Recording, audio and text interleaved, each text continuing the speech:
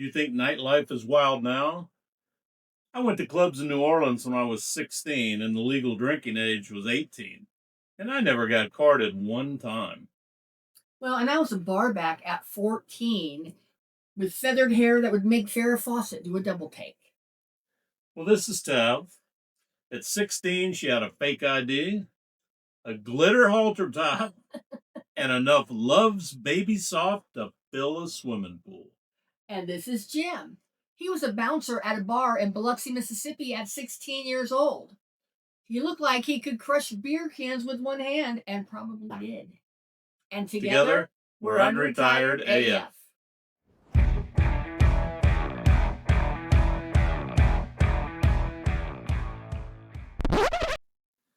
Hello and welcome to today's episode of the Unretired AF podcast, where we're going to be talking about nightlife in the 70s and 80s and how it contrasts with nightlife today. Yeah. But before we go there, we want to give a shout out to our subscribers. Thank you so much. Thank you very much. And if this is your first time viewing our channel, welcome.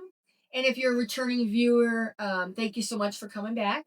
And we would ask that if you like our channel, which you came back, please hit that subscribe button.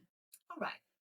So let's start with the fact of how ridiculously easy it was for us to work and even drink in nightclubs back then. Yeah. Before a lot of the laws had bite to them. Right. We all had fake IDs. Right. We all had real jobs. Right. There was very little, if any, adult supervision.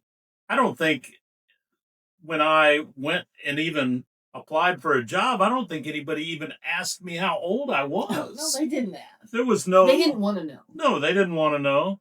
And there was no paperwork. It's just like, okay, we'll pay you cash every night. Right. And, you know, it was cool. It worked. It worked for me. So... Well, I was 14 working as a bar back in a club called The Hub in Central Illinois. And it was one of those, it was dancing, but it was mostly that particular club was mostly married couples. Gotcha. Because it was rural Illinois. But, you know, I was going in the back. I had like a tub I would take with me to the back. And they had these enormous, like, I don't even know what you call it. It was like a chiller. And it had water, probably, you know, this deep in there, and bottles of beer at the bottom with ice floating on the top. Mm. The water was ice cold. I had to plunge my arm in there and get beers out and put them in the bucket thing, the tub thing, and then bring it up and fill up the station, you know, where the bartenders was. So they, you know, they had like little refrigerated stations and fill it up. And I had to do that all night long. That's all I did. But like Jim said, there was no paperwork. No. Nobody asked me any questions about my age or anything. But the thing that's weird now, it wasn't shady then. It was normal. Right. Everybody worked when they were young. Right. And the clubs were desperate for help. So they, you know, and like Jim and I were talking about when we were putting this episode together, it's like we never handled alcohol. I mean, I did, but it was in closed bottles, you know. And Jim never, you know, never drank. No. Never drank while I was working either. No. So I was a bouncer at 16 at a nightclub in Biloxi, Mississippi. I had always been a bigger guy. I always looked older. Right. No one ever even questioned it. None of the management. So you were like IDing people older. I was every day, every single day. Right. And was it a rough bar? It was no. Did you ever get any fights? Oh. Yeah, I was noted for throwing people over the rail into the water. Oh, into the ocean? Into the ocean. Oh. Yeah, this was a place that was a converted riverboat. Oh, like a paddle boat? Like a paddle boat. Okay. Yep. And whenever we would have to break up fights, or if somebody was being unruly, they had instant sobriety getting thrown over the rail. So were you ever worried about anybody? It's like this will be a different time. We didn't give a shit. So if you drowned, you're an asshole. I had a guy.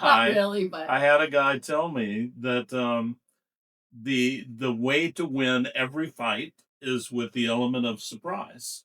He said, if you're the first one to hit them, they can't hit you. And it served me well. Wow. I will say I did get my ass kicked, and I mean kicked very, very, very bad. Um, by a Asian guy that was there training with the Air Force, and he kicked me 3 times in the face. And oh, he was martial arts guy. And I had to ask somebody if there were multiple people fighting me. That sumbitch was so quick. I've never seen anything like it. Oh my gosh! It was bad. It was bad. I mean, it was like the talk of the town. But I was there the next night. I mean, I went to so many clubs. I mean, I went to the clubs in Illinois too. But when we moved to Arizona, I told you I moved to Arizona when I was 16. I started going to clubs, and they didn't card the disco clubs. They didn't card at all. So, and I didn't even like disco, but I liked that I could get in. Yeah. And so I went. So I know all the disco music, even though I was a rocker girl. I went to all the discos because they didn't card. They just wanted, and they wanted women there because the guys, everybody wanted to dance. Yeah. And I like. Do you remember how much you got paid for that? When I worked at the hub? Yeah. Oh gosh, I bet it was probably $2 an hour. Yeah. Mine was more than that. Oh. I got. Well, I wasn't getting in fights. I got $40 a night. Oh. But it was a lot of times that was harder $40. Yeah. So it just happened. Was it right? Probably not. Was it wrong? I don't know. It's not even about right and wrong. It was just different. It's just different, and it's just the way things were done. Right. So, I thought, and all my friends and everybody thought it was just normal. It was normal. Kind of like dating back then. The age gaps were huge. But I mean, nobody blinked about it. It just happened. Right. It just happened. Well, when I was 16, my boyfriend was 22. And then when I was 17, my boyfriend was 26. And I actually moved out when I was 17 and moved in with my boyfriend who was 26, and we got engaged. But he cheated on me, and I threw all his shit outside. Wow. I did. I was feisty, and I didn't like being cheated on at all. So, but like you said, nobody batted an eye. In fact, people thought it meant that you were mature, especially for women. They thought, oh, for girls, you were more mature if you went out with the older guys. I mean, now I'm like, wait, what? My mom has already passed, but if she wasn't, I would be like, what the hell were you thinking? Oh. I remember girls dating older guys being totally accepted. Yeah. Totally accepted. Everybody. We never even questioned it. Right. But as we all know, cultural norms have shifted. Right. What was normal then seems very, very sketchy now. It does. What's changed? Society. Yeah. Society's different. Yeah. People got more I guess structured. Laws were followed. Like, I'll be honest, I cannot remember anyone in my growing up. I can't remember anybody having died from drunk driving. I was just gonna say, and everybody back then, everybody was drinking and driving. Oh yeah. I mean, I'm not condoning it. I'm just right. We're not condoning it. We're just telling you how it was back then. I mean, and now, granted, there weren't as many people on the road. Right. By any means. Well, it depends where you live. Some places have that's shrunk. True. That's true. Some places have shrunk, but where we live here, it's grown. Yeah. But it was just a different time, and I mean, people would get in trouble for drunk driving, but really only if they were in an accident and someone was hurt. Then there would be consequences. And I'm glad now when we're out on the road at night, I feel like there's probably a lot less people drinking and driving. I know they still do. I know they still do. Yeah. But a lot less. Yeah. But back to our dating thing. I mean, I think, I remember, dating an older person, and we would go to the clubs. My first boyfriend, when I was 16 and he was 22, he loved disco music, and I didn't, but I liked dancing. So we would go to the clubs, and I never ever, I can't even remember getting carded even one time.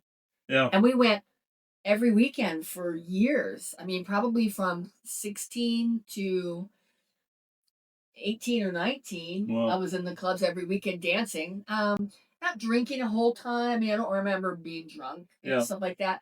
But we were just into dancing. Right. I mean, we were into it. And once you were in the club, no matter what your age, it was a weird and different world. I don't know if you guys remember this.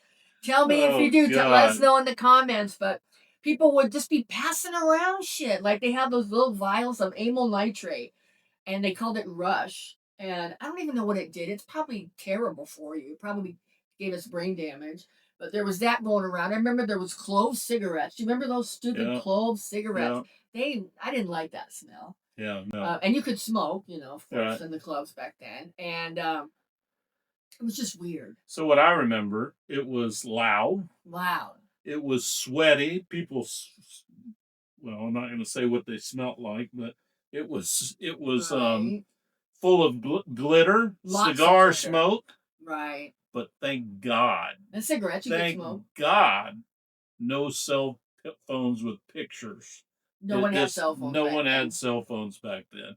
If you did, it was probably the Motorola Brick, and that didn't have a phone feature. Nobody had a Motorola Brick in the 70s and 80s. I mean, we're talking 70s and 80s. We're not talking about, because by the time the 90s came, we had families. We weren't going to clubs anymore. True. But in the 70s and the 80s, I mean, we were hitting it hard. True. But like you said, nobody had a cell phone. No. And so all of the things that we did back then in the club is just alive in our memory. And that's it. Yeah. Well, that's a good thing, because I taught Michael Jackson a lot of his moves, but I wouldn't want to bust out right now and show any of them. It's all on film if you can find it.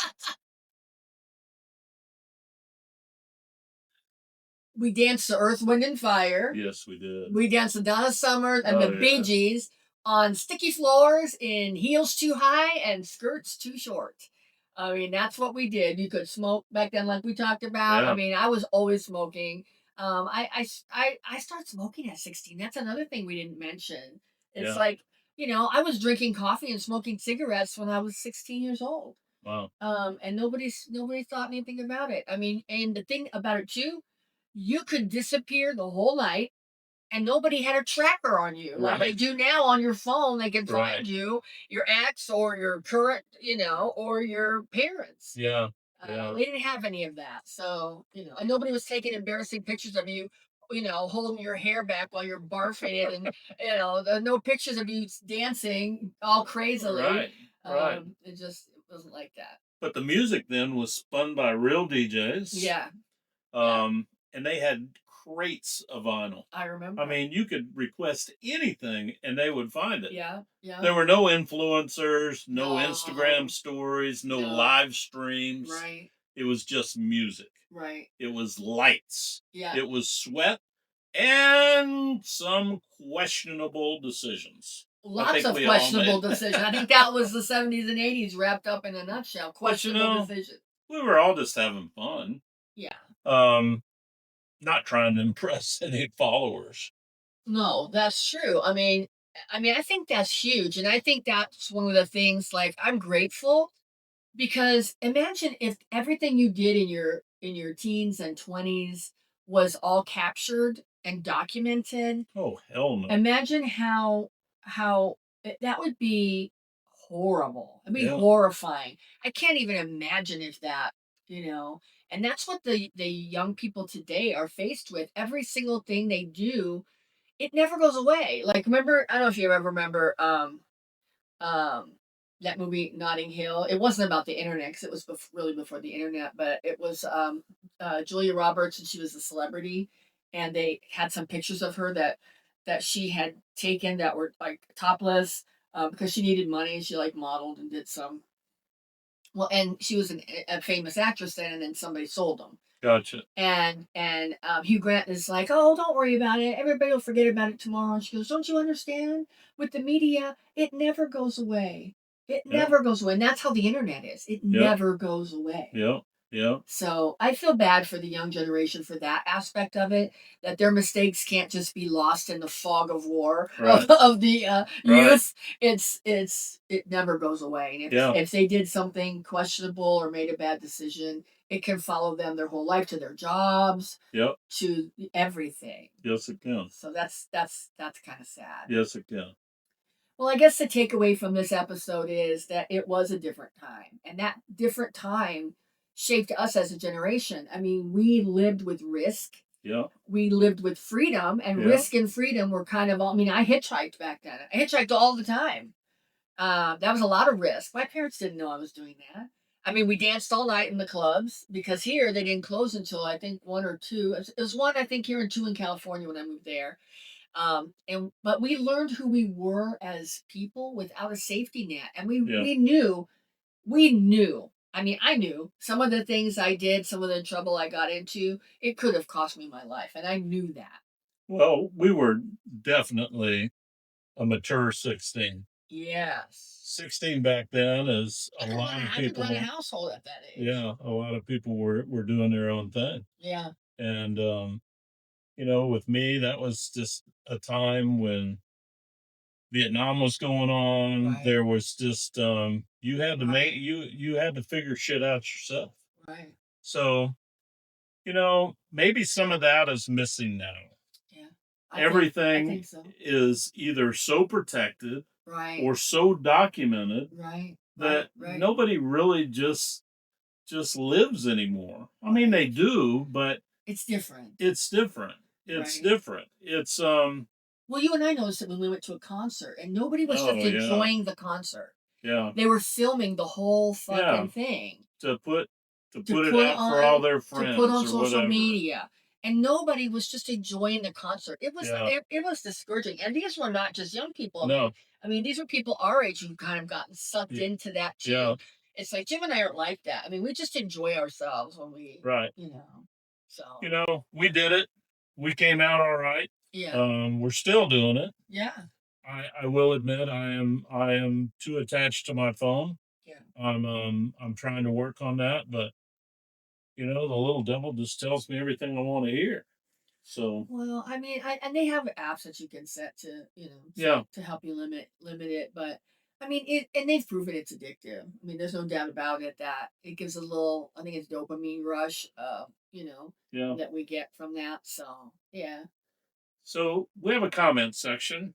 I know we're going to get some good comments on this. We want to hear what we want to hear it. We want to hear what you did. Yeah. If hopefully we're not the only wild, crazy ones. I don't think so, but who knows? Yeah. If you'd like to share and give us a few laughs, we'll certainly answer it.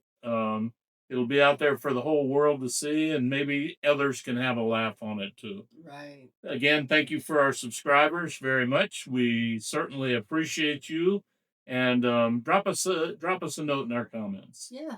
And if you've enjoyed today's episode and you want to see more of our antics in your feed, please consider hitting that subscribe button. Well, we're not slowing down. And neither should you. And together, we're Unretired AF.